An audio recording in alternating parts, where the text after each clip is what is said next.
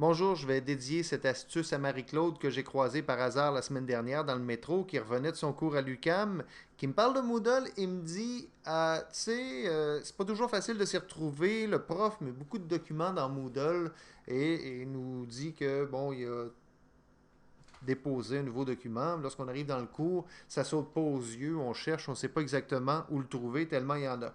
Alors, il y a un bloc qui peut nous donner un coup de main. Allons voir.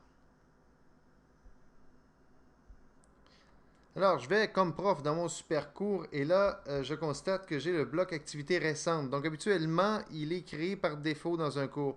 Si il n'est pas là, c'est simple, c'est un bloc. Donc, on va l'ajouter par le menu Ajouter un bloc. Et ce qu'on me dit dans le bloc, c'est qu'il n'y a rien de nouveau depuis ma dernière visite. Alors, voici ce que je vais faire. J'ai trouvé une chronique fort intéressante et je veux, bon, ici, je vais aller la placer dans ma troisième section. Je veux la rendre disponible à mes étudiants. Donc, je vais faire un lien vers ce fichier à lire absolument. Voilà, rapidement.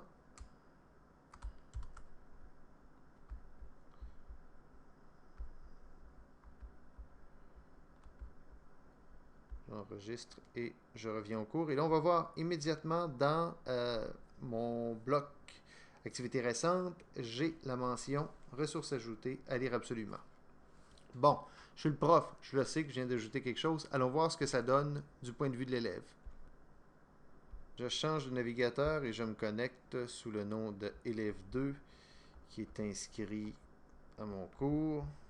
Et je vais voir dans le cours.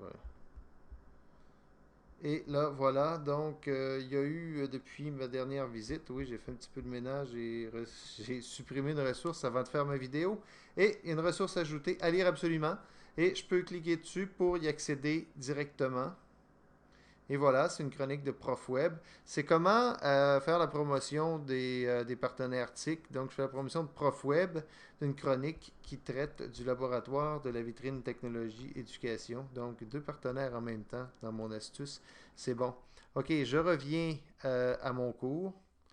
Évidemment, ma notification est toujours là parce que c'est ce qui a été ajouté depuis ma dernière visite. Je vais me déconnecter et me reconnecter juste pour voir.